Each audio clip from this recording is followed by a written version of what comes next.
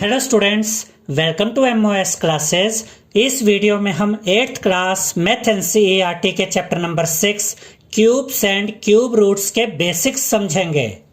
तो जैसे कि चैप्टर का नाम है क्यूब्स एंड क्यूब रूट्स, तो इस चैप्टर में हम क्यूब्स के बारे में पढ़ेंगे और क्यूब रूट्स के बारे में पढ़ेंगे।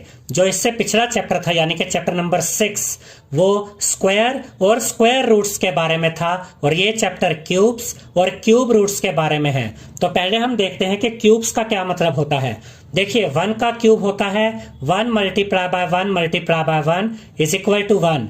यानी कि अगर 1 का क्यूब है तो इसका ये मतलब हुआ स्टूडेंट्स कि हमें 1 को 1 के साथ ही 3 बार मल्टीप्लाई करना है और 1 को 1 के साथ मल्टीप्लाई करेंगे 3 बार तो आपको मिलेगा 1। यानी 1 का क्यूब क्या होता है 1। अब इसके बाद 2 का क्यूब क्या होगा 2 मल्टीप्लाई बाय 2 मल्टीप्लाई बाय 2। जब आप 2 को 2 के साथ ही 3 बार मल्टीप्लाई करेंगे तो आपको मिलेगा 8। तो 2 का क्यूब क्या होता है 8। तो इसका ये मतलब हुआ स्टूडेंट्स कि अगर हमें किसी नंबर का क्यूब फाइंड करना है तो हम उस नंबर को उसी के साथ 3 बार मल्टीप्लाई करेंगे तो हमें उस नंबर का क्यूब मिल जाएगा। ऐसे ही 3 का क्यूब होता है 27, 4 का क्यूब होता है 64, 5 का क्यूब होता है 125, 6 का क्यूब होता है 216, 7 का क्यूब होता है 343, 8 का क्यूब होता है 512, 9 का क्यूब होता है 729 और 10 का क्यूब होता है 1000। अब हम ये एग्जाम्पल देखते हैं। इस एग्जाम्पल में हमसे कहा गया है इज 729 अ परफेक्ट क्यूब, यानी कि क्या 729 एक परफेक्ट क्यूब है। तो अगर हमें ये पता करना है स्टूडेंट्स कि क्या 729 एक परफेक्ट क्यूब है या नहीं, तो इसके लिए हम 729 के प्राइम फैक्टर्स यहाँ पर पता करेंगे। अब देखिए 729 3 की टेबल में आता है तो यहां पर हम लिखेंगे 3। अब देखिए 3 2 जा 6, 7 में से 6 गया 1 बचा, 1 and 2 12, 3 4 जा 12। अब यहां पर क्या है 9, 3 3 जा 9। तो यहां पर हमें क्या मिल गया 243 और 243 3 से डिवाइड होता है 3 की टेबल में आता है तो यहां पर हम लिखेंगे 3। अब देखिए 3 8 जा 24 और उसके बाद 3 1 जा 3। यहां पर हमें क्या मिल गया है 81 और 81 भी 3 की टेबल में आता है तो यहां पर हम लिखेंगे 3। अब देखिए 3 2 जा 6, 8 में से 6 गया 2 बचा, 2 and 1 21, 3 7 जा 21। अब यहां पर हमें मिल गया है 27, 27 भी 3 की टेबल में आता है तो यहां पर हम लिखेंगे 3, 3 9 जा 27। अब यहां पर हमें क्या मिला 9, 9 भी 3 की टेबल में आता है तो यहां पर हम लिखेंगे 3, 3 3 जा 9। अब यहां पर क्या मिला हमें 3, 3 3 की टेबल में आता है तो यहां पर हम लिखेंगे 3, 3 1 जा 3। यहां पर आप देख सकते हैं स्टूडेंट्स ये 729 के प्राइम फैक्टर्स हैं तो यहां पर हम लिखेंगे 729 इज इक्वल टू और यहां पर हम इन सभी प्राइम फैक्टर्स को मल्टीप्लाई करके लिख देंगे। याद रखिएगा स्टूडेंट्स कि जब आप इन प्राइम फैक्टर्स को मल्टीप्लाई करेंगे तो आपको वापस से 729 ही मिल जाता है। देखिए यहां पर 3 का ये ट्रिपलेट बन रहा है, 3 बार 3 आ रहा है। यहां पर देखिए फिर से 3 का ट्रिपलेट बन रहा है। अब देखिए जब हम परफेक्ट क्यूब फाइंड करते हैं कि 729 एक परफेक्ट क्यूब है या नहीं, तो हमें ये देखना होता है कि जो प्राइम फैक्टर्स हमें मिले हैं उनके ट्रिपलेट बन रहे हैं या नहीं। अब यहां देखिए 3 का ट्रिपलेट बन रहा है, यहां पर भी 3 का ट्रिपलेट बन रहा है और उसके अलावा कोई प्राइम फैक्टर ऐसा नहीं है जो एक्स्ट्रा है जिसका ट्रिपलेट ना बन रहा हो। अब यहां पर ये इसका 3 का ट्रिपलेट इधर बन गया, 3 का ट्रिपलेट इधर बन गया और कोई प्राइम फैक्टर अकेला नहीं रह गया है तो इसका यह मतलब हुआ कि 729 एक परफेक्ट क्यूब है। तो यहां पर हम लिखेंगे the prime factors of 729 can be grouped into triplets of equal factors and no factor is left over. यानी कि जब हम 729 के प्राइम फैक्टर्स बनाते हैं तो उसके जो भी प्राइम फैक्टर्स आए हैं वो ट्रिपलेट में आ रहे हैं और कोई भी प्राइम फैक्टर अकेला नहीं छूट रहा है। Therefore 729 is a perfect cube। इसलिए 729 एक परफेक्ट क्यूब है। नेक्स्ट एग्जाम्पल में हमें बताना है इज 216 अ परफेक्ट क्यूब, यानी कि क्या 216 एक परफेक्ट क्यूब है। तो सबसे पहले हम 216 के प्राइम फैक्टर्स पता करेंगे। याद रखिएगा स्टूडेंट्स कि 216 2 की टेबल में आता है, तो यहां पर हम लिखेंगे 2। देखिए 2 1 जा 2, अब यहां पर 1 है, अब 1 तो 2 से छोटा है, तो हम अगली डिजिट कैरी करेंगे और हम बिना 1 को काटे अगली डिजिट कैरी कर रहे हैं, तो यहां पर ना काटने की 0 आएगी। अब ये बन गया 16, 2 8 जा 16। अब यहां पर हमें क्या मिल गया 108, और 108 भी 2 की टेबल में आता है, तो यहां पर हम लिखेंगे 2। 2 5 जा 10, उसके बाद 2 4 जा 8। अब यहां पर हमें क्या मिल गया 54। 54 भी 2 की टेबल में आता है, तो यहां पर हम लिखेंगे 2। अब देखिए 2 2 जा 4, 5 में से 4 गया 1 बचा, 1 and 4 14, 2 7 जा 14। अब यहां पर हमें मिल गया है 27, और 27 3 की टेबल में आता है, तो यहां पर हम लिखेंगे 3। 3 9 जा 27, यहां पर हमें मिल गया है 9। 9 3 की टेबल में आता है, तो यहां पर हम लिखेंगे 3। 3 3 जा 9। अब यहां पर हमें मिल गया है 3। 3 3 की टेबल में आता है, तो यहां पर हम लिखेंगे 3। 3 1 जा 3। यहाँ पर आप देख सकते हैं स्टूडेंट्स कि हमें 216 के प्राइम फैक्टर्स मिल गए हैं।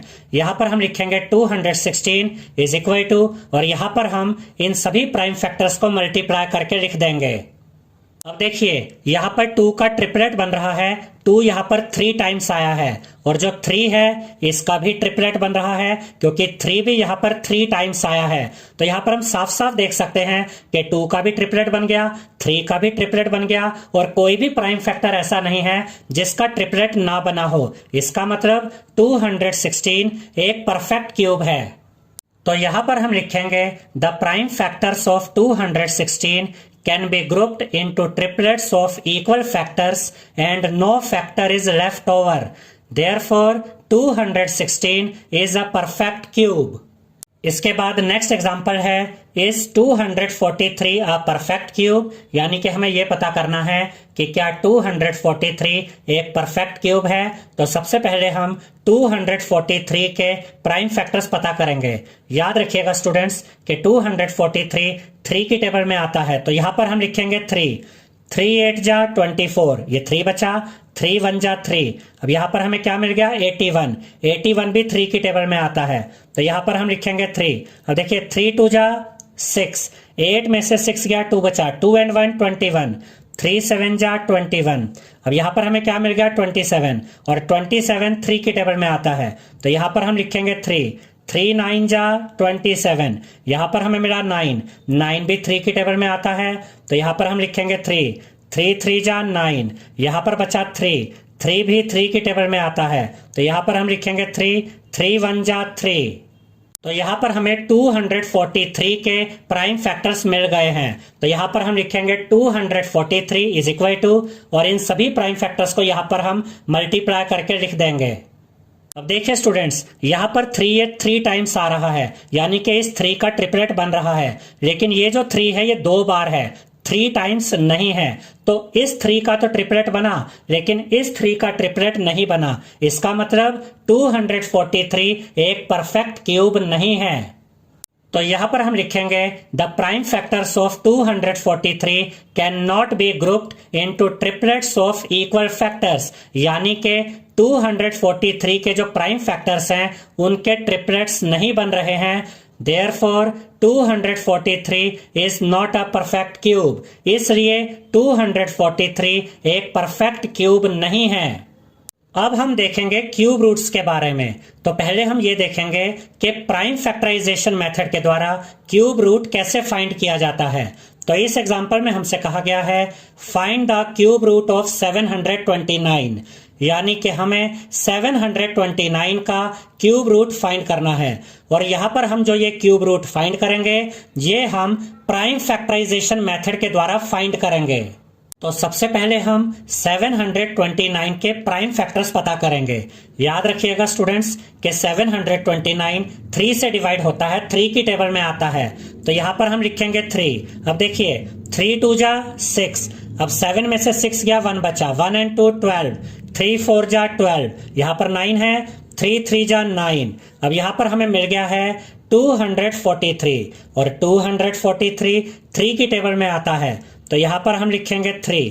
अब देखिए 3 8 जा 24, ये 3 बचा, 3 1 जा 3, यहाँ पर हमें मिल गया है 81। 81 भी 3 की टेबल में आता है, तो यहाँ पर हम लिखेंगे 3। अब देखिए 3 2 जा 6, 8 में से 6 गया, 2 बचा, 2 and 1 21, 3 7 जा 21। अब यहाँ पर हमें मिल गया है 27 और 27 भी 3 की टेबल में आता है, तो यहाँ पर हम लिखेंगे 3। 3 9 जा 27, यहाँ हमें मिला 9। 9 भी 3 की टेबल में आता है, तो यहाँ पर हम लिखेंगे 3। 3 3 जा 9, यहाँ पर हमें मिल गया है 3 और 3 भी 3 से डिवाइड होता है, तो यहाँ पर हम लिखेंगे 3। 3 1 जा 3। तो यहाँ पर हमें ये 729 के प्राइम फैक्टर्स मिल गए हैं। अब यहाँ पर हम ये क्यूब रूट का ये सिंबल बनाएंगे, यहाँ पर 3 लिखेंगे। याद रखिएगा स्टूडेंट्स कि जब आप क्यूब रूट निकालते हैं तो आप इस तरह से रूट का सिंबल बनाते हैं और यहाँ पर 3 लिखते हैं, और क्यूब रूट के अंदर हम लिखेंगे 729 इज इक्वल टू, यहाँ पर भी ये क्यूब रूट आएगा और इसके अंदर हम ये सभी प्राइम फैक्टर्स को मल्टीप्लाई करके लिख देंगे। देखिए यहाँ पर ये जो 3 है ये 3 टाइम्स आ रहा है, यानी कि इस 3 का ट्रिपलेट बन रहा है, और ये जो 3 है ये भी यहाँ पर 3 टाइम्स आया और इस 3 का भी ट्रिपलेट बना। अब देखिए यहाँ पर ये 3 का जो ये ट्रिपलेट बना, इसने अपने क्यूब रूट को ब्रेक कर दिया और एक 3 यहाँ से बाहर आ जाएगा, उसके बाद ये मल्टीप्लाई का साइन आएगा। अब ये भी 3 का ट्रिपलेट है, तो ये जो ट्रिपलेट है 3 का, ये भी अपने क्यूब रूट को ब्रेक कर देगा और यहाँ से एक 3 बाहर आ जाएगा। अब हम 3 और 3 को मल्टीप्लाई करेंगे तो हमें मिलेगा 9। तो यहां पर हम लिखेंगे क्यूब रूट, अंदर लिखेंगे 729 इज इक्वल टू 9। इसका यह मतलब हुआ स्टूडेंट्स कि 729 का क्यूब रूट है 9। इससे आप ऐसे भी कह सकते हैं कि अगर आप 9 को 9 के साथ ही 3 बार मल्टीप्लाई करते हैं तो आपको 729 मिल जाएगा। इसके बाद नेक्स्ट एग्जांपल में हमसे कहा गया है find the cube root of 8000, यानी कि हमें 8000 का क्यूब रूट फाइंड करना है। तो यहाँ पर हम 8000 के प्राइम फैक्टर्स पता करेंगे। अब देखिए स्टूडेंट्स 8000 2 से डिवाइड होता है, तो यहाँ पर हम लिखेंगे 2। अब देखिए 2 4 जा 8, इसके बाद ये 3 0 है, तो यहाँ पर ये 3 0 आ जाएंगी। अब यहाँ पर हमें मिल गया 4000। 4000 भी 2 की टेबल में आता है, तो यहाँ पर हम लिखेंगे 2। अब देखिए 2 2 जा 4, ये 3 0 यहाँ पर आ जाएंगी। इसके बाद 2000 भी 2 से डिवाइड होता है, तो यहाँ पर हम लिखेंगे 2। 2 1 जा 2, ये 3 0 यहाँ पर आ जाएंगी। अब यहाँ पर हमें मिल गया 1000। 1000 भी 2 से डिवाइड होता है, तो यहाँ पर हम लिखेंगे 2। 2 5 जा 10, ये 2 0 हैं, 2 0 यहाँ पर आ जाएंगी। अब यहाँ पर हमें मिल गया 500। 500 भी 2 से डिवाइड होता है, तो यहाँ पर हम लिखेंगे 2। अब देखिए 2 2 जा 4, 5 में से 4 गया, 1 बचा, 1 and 0 10। 2 5 जा 10, ये 0 बचा, ये 0 यहाँ पर आ जाएगा। अब यहाँ पर हमें मिल गया है 250 और 250 भी 2 से डिवाइड होता है, तो यहाँ पर हम लिखेंगे 2। 2 1 जा 2, 2 2 जा 4, 5 में से 4 गया, 1 बचा, 1 and 0 10। 2 5 जा 10। अब यहाँ पर हमें मिल गया है 125 और 125 5 से डिवाइड होता है, तो यहाँ पर हम लिखेंगे 5। 5 2 जा 10, 12 में से 10 गया, 2 बचा, 2 and 5 25, 5 5 जा 25। यहाँ पर हमें मिल गया 25। 25 5 की टेबल में आता है, तो यहाँ पर हम लिखेंगे 5। 5 5 जा 25, यहाँ पर हमें मिल गया है 5। 5 5 से डिवाइड होता है, तो यहाँ पर हम लिखेंगे 5। 5 1 जा 5। तो यहाँ पर हमें ये प्राइम फैक्टर्स मिल गए हैं 8000 के। तो इसमें 2 कितनी बार आया, 1 2 3 4 5 6 टाइम्स, और 5 कितनी बार आया, 1 2 3 टाइम्स। तो यहाँ पर हम क्यूब रूट के अंदर लिखेंगे 8000 इज इक्वल टू, यहाँ पर भी इस तरीके से क्यूब रूट लिखेंगे और इसके अंदर हम इन सभी प्राइम फैक्टर्स को मल्टीप्लाई कर देंगे। देखिए स्टूडेंट्स ये 2 का यहाँ पर ट्रिपलेट बन रहा है, 2 यहाँ पर 3 टाइम्स है और इस 2 का भी ट्रिपलेट बन रहा है। और इस 5 का भी ट्रिपलेट बन रहा है। अब देखिए इस 2 का यहाँ पर ट्रिपलेट बना है तो ये अपने क्यूब रूट को ब्रेक कर देगा और एक 2 बाहर आ जाएगा, फिर ये मल्टीप्लाई का साइन आएगा। अब इस 2 का भी ट्रिपलेट बन रहा है तो ये भी अपने क्यूब रूट को ब्रेक कर देगा और एक 2 बाहर आ जाएगा, फिर ये मल्टीप्लाई का साइन आएगा। इस 5 का भी ट्रिपलेट बन रहा है तो ये भी अपने क्यूब रूट को ब्रेक कर देगा और एक 5 यहाँ पर बाहर आ जाएगा। अब यहाँ पर हमें मिला 2 मल्टीप्लाई बाय 2 मल्टीप्लाई बाय 5। जब आप इन तीनों को मल्टीप्लाई करेंगे तो आपको मिलेगा 20, क्योंकि 2 2 जा 4 और 4 5 जा 20 होता है। तो 8000 का क्यूब रूट हमें कितना मिल गया है? 20। अब हम सीखेंगे कि बिना प्राइम फैक्टराइजेशन के एस्टिमेशन के द्वारा यानी कि अंदाजा लगाकर, अनुमान लगाकर हम कैसे क्यूब रूट फाइंड कर सकते हैं। तो फर्स्ट एग्जांपल में हमसे कहा गया है find the cube root of 17576 यानी कि 17576 थ्रू एस्टिमेशन। इसका ये मतलब है स्टूडेंट्स कि हमें एस्टिमेशन के द्वारा 17576 का क्यूब रूट फाइंड करना है। तो यहां पर हम प्राइम फैक्टराइजेशन मेथड यूज नहीं करेंगे। तो यहां पर आप क्यूब रूट के अंदर लिख लेंगे 17576। अब आप क्या करेंगे? राइट साइड से इन 3 डिजिट्स का ग्रुप बनाएंगे, यानी कि 576 का एक ग्रुप बन गया और उसके अलावा दूसरा ग्रुप किसका बनेगा? 17 का। पहला ग्रुप जो आप बनाएंगे वो हमेशा राइट साइड से बनाएंगे, कितने डिजिट्स का? 3 डिजिट्स का। और उसके बाद जितनी भी डिजिट्स बनी हैं, बच गई हैं, उनका भी आप ग्रुप बना लेंगे। देखिए ये जो 3 डिजिट्स का ग्रुप है, इससे हमें पहले ये पता चल जाएगा कि इस पूरे नंबर का जो क्यूब रूट आएगा, उस क्यूब रूट की जो वंस प्लेस होगी, जो यूनिट प्लेस होगी, वो क्या होगी। देखिए यहां पर यूनिट प्लेस पर 6 है। अब ध्यान से देखिए स्टूडेंट्स कि आपको इसके लिए सभी 1 से लेकर 9 तक सभी का क्यूब आपको पता होना चाहिए। जैसे 1 का क्यूब होता है 1, 2 का क्यूब 8 होता है, 3 का क्यूब 27 होता है, 4 का क्यूब 64। ऐसे आपको 9 के क्यूब तक ये पता होना चाहिए। इससे आपको क्या बेनिफिट होगा? आपको ये पता चल जाएगा कि अगर आप 1 का क्यूब करते हैं तो आपको 1 मिला, तो यहाँ यूनिट प्लेस पर 1 ही है। 2 का क्यूब करते हैं तो आपको 8 मिला, तो यहां पर यूनिट प्लेस पर 8 है। 3 का क्यूब करते हैं तो 27 मिला, तो 3 का क्यूब करने पर यूनिट प्लेस में क्या आया? 7। ऐसे ही 4 का क्यूब करने पर यूनिट प्लेस पर क्या आया? 4। यहां पर ये जो 3 डिजिट्स का ग्रुप है, इसके एंड में 6 है। अब देखिए 6 कहां आता है? 6 आता है 6 के क्यूब में। जब आप 6 का क्यूब करते हैं तो आपको मिलता है 216 और इसके यूनिट प्लेस पर 6 है। तो इससे हमें यह पता चल गया स्टूडेंट्स कि इस पूरे नंबर का जो क्यूब रूट होगा, उसकी जो यूनिट प्लेस होगी वहां पर 6 आएगा, क्योंकि यूनिट प्लेस पर 6 हमें कम मिल रहा है 6 का क्यूब करने पर। तो ये वाला 6 हमने यहां पर लिख लिया। इसके बाद ये दूसरा ग्रुप है, ये है 17। अब ध्यान से देखिए 17 किसके बीच में आएगा? 8 और 27 के बीच में। तो इसमें हम ये छोटे वाला नंबर लेंगे 8, और 8 कब आता है? जब 2 का क्यूब करते हैं। तो ये जो 2 है ये यहां पर आएगा। अब इससे हमें क्या मिला? अब हमें 17,576 का क्यूब रूट मिल गया 26। यानी कि अगर आप 26 को 26 के साथ ही 3 बार मल्टीप्लाई करते हैं तो आपको 17,576 मिल जाएगा।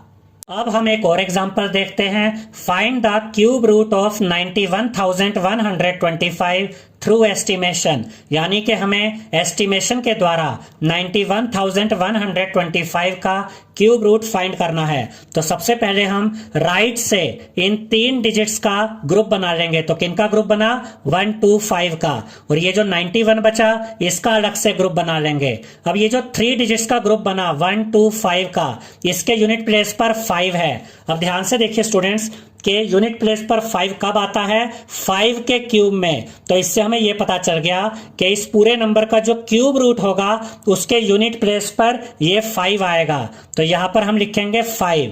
अब इसके बाद दूसरा ग्रुप है 91 का। अब 91 हमें कहां मिलेगा? 64 और 125 के बीच में। तो इसमें हम ये छोटे वाला नंबर लेंगे 64, और 64 कहां से आया? 4 का क्यूब करने पर। तो ये जो 4 है इसे हम यहां पर लिख लेंगे। इससे हमें यह पता चल गया कि 91,125 का क्यूब रूट है 45। आई होप स्टूडेंट्स आपको हमारा ये वीडियो पसंद आया होगा। अगर आपको हमारा ये वीडियो पसंद आया है तो इस वीडियो को लाइक करें, शेयर करें, हमारे चैनल को सब्सक्राइब करें और बेल आइकॉन बटन जरूर दबाएं, जिससे हमारी हर नई वीडियो का नोटिफिकेशन आपको मिलता रहे। Thank you.